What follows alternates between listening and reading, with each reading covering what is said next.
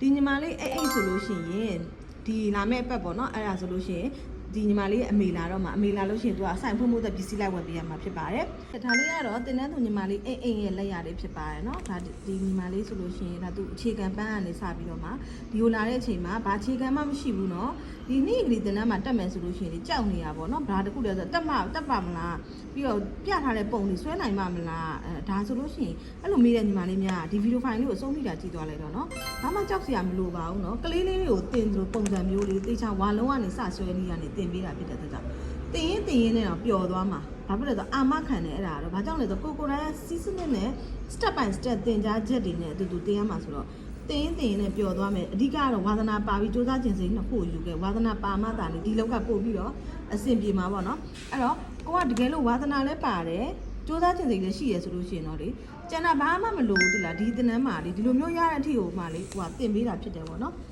ပြောချင်တာပေါ့နော်တင်တန်းမှာကြောက်နေတဲ့လူတွေဆိုလို့ရှိရင်နော်ကြောက်ရင်းနဲ့မှာတလားနဲ့မှာတင်ရမှာကြောက်တယ်ဆိုပြီးတော့မှတလားနောက်ဆုံးရင်းနဲ့မှာကိုယ့်ရဲ့စူးစမ်းမဲ့အချိန်ကြီးအရန်ကိုမှနောက်ကြောက်ကုန်မှာပေါ့နော်ဒါလေးရစောင်းအဲ့တော့ဒါဆိုလို့ရှိရင်ကိုဆွဲတာလုံးဝမပါတယ်တင်တန်းသူဒါတင်ယူနေစေနော်အဲ့ဒါကိုမာပဲလေးတွေ 3D တွေအထိတောင်ရောက်သွားပြီနော်အချိန်တိုင်းတာက2လသူဆိုတလားနဲ့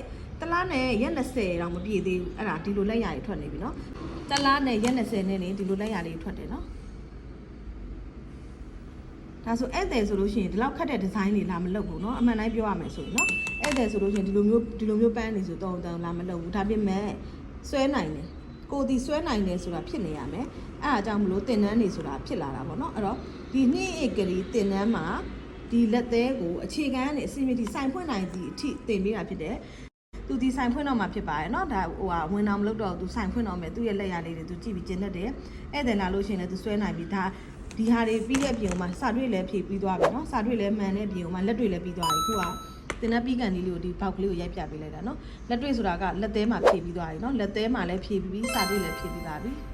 ကဲဒါကတော့တင်တဲ့မှာကောင်တာလေးမှာထိုင်ရိုက်ပေးလိုက်တာเนาะဘာဖြစ်လို့လဲဆိုတော့ဒါလေးကားတန်လေးတွေစူတာလေးကိုတစ်ချက်ပြောချင်လို့ပေါ့เนาะကိုကလမ်းမတိုင်းမှာဖြစ်နေတာပေါ့เนาะလုံးဝ4စုံ4กว่าလမ်းမတိုင်းဖြစ်နေတာဒီမှာ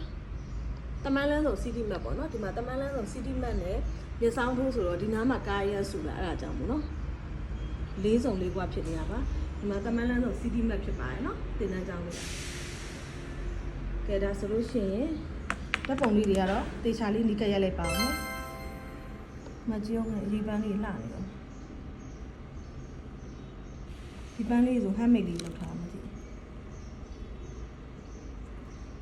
ကဲရပါပြီကျေးဇူးပါတန်ခွဲတလီကတရက်နေစပါမယ်နော်အဆောင်နေတင်တဲ့သူကတော့2ဦးပဲရပါတော့မယ်နောက်ပြရက်လိုက်ပါအောင်